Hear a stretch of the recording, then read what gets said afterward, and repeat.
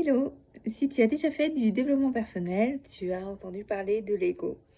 L'ego, c'est ce qui est en toi et qui te permet de se raconter plein d'histoires. L'ego porte toutes les croyances et toutes les peurs possibles qui t'empêchent de passer à l'action, qui t'empêchent de te choisir et qui contrôlent ta vie, non pas pour ton épanouissement et ton bonheur, mais juste pour ta survie. Quand on découvre l'ego, son fonctionnement, qu'on l'observe et qu'on se rend compte, en fait, qu'on passe de crise d'ego en crise d'ego, la tentation peut être de se débarrasser de cet ego, de le tuer, de le combattre, vraiment s'opposer à cet ego. Sauf que, sauf que l'ego, il est très très très très très fort. C'est un peu comme un élastique qui te ramène vers lui.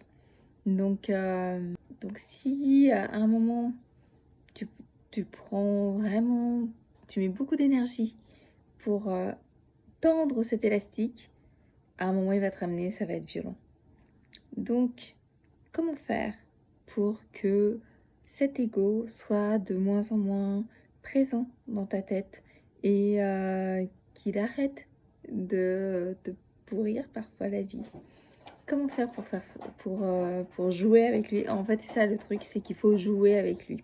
Il faut jouer sur l'élastique et donc y aller petit à petit, en se donnant des autorisations, en l'observant avec beaucoup de bienveillance, en lui parlant, mais en détendant l'élastique vraiment petit à petit, pour qu'il ne se rende pas compte que finalement l'élastique est de plus en plus étendu et que là, tu as plus de souplesse et plus de possibilités de choisir la vie que tu veux et de kiffer au lieu de survivre.